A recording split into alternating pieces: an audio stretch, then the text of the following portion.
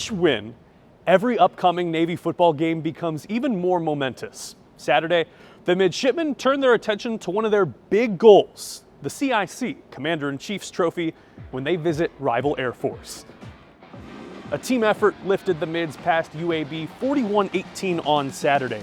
Timely defense came in the form of a first quarter fourth down sack by nose guard Landon Robinson and a second half pick by safety Mbidi Williams to stop a Blazers comeback. Offense continues to work wonders. It scored 38 points in its first 4 games for the first time in the program's 144-year history. Quarterback Blake Horvath accounted for 3 touchdowns. Get this, he's the first quarterback with 7 or more passing and 7 or more rushing touchdowns through his team's first 4 games since Lamar Jackson in 2016. Air Force, they're fighting mad. They just suffered a double-digit loss to an 0-4 Wyoming team. Can't underestimate Service Academy football, however. These games tend to take on a life of their own. It's also the first time Navy and Army have both started the season 4-0 since the Truman presidency, 1945. Last I'm going to say about Army football until November. Sprint football gets the Black Knights this Friday right here at Navy Marine Corps Memorial Stadium. Kickoff is at 7. Navy just dismantled Cornell 49-0 in Friday's rain-soaked affair in Annapolis. The defense had 5 interceptions and held the Big Red to under 100 total yards. The Mids offense, humming. 596 in total yardage against Cornell. Men's golf travels to West Point in search of its first star since 2021.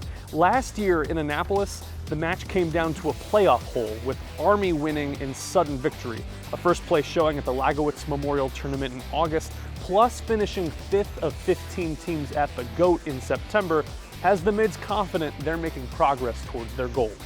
There's a lot of goals as a midshipman athlete. You want to win, you want to play well, but you want to beat Army. It's not super complex. I mean, we have a good team, and if we go out there and execute what we know we can do, we should win. You're looking at Emma Tang sinking the winning putt at Sunday's Navy Fall Invitational. The sophomore golfer won the 2-day event's individual medal, finishing 2 under par 142. The women's golf team posted a 16-over par 592, a program record for a 36-hole event. It's the 3rd straight year they've won their own invitational. Men's and women's rugby will take on Air Force in Colorado this Friday. The men's team feeling pretty darn good. Saturday, it won the first star of the year for the USNA, smoking Army 32-5 at the Prusmack Rugby Center. Navy has won the last 2 meetings for the Lieutenant Colonel Shea Memorial Cup against Air Force by a combined score of 121-8. Woof. The women's team, they took down the Falcons in 2022 by a score of 12-3 in the CRAA playoffs. The homestand for Navy men's soccer continues Saturday with a 1 p.m. match versus Loyola. The Mids had a couple of draws last week, 1-1 against UC San Diego and a 2-2 tie against Colgate.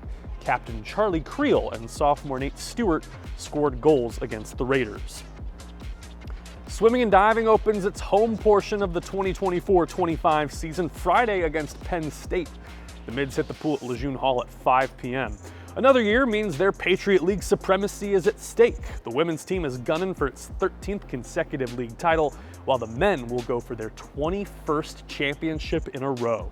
Game time and broadcast info can be found on NavySports.com. If you like what you saw and you're watching on YouTube, please hit that like button. That lets the algorithm know that you like Navy sports and shares them with more people. And if you subscribe to the YouTube channel, you can find features, highlights, and interviews of all Navy's 36 varsity sports. Happy birthday, President Carter! Former Sprint football player turns 100 today.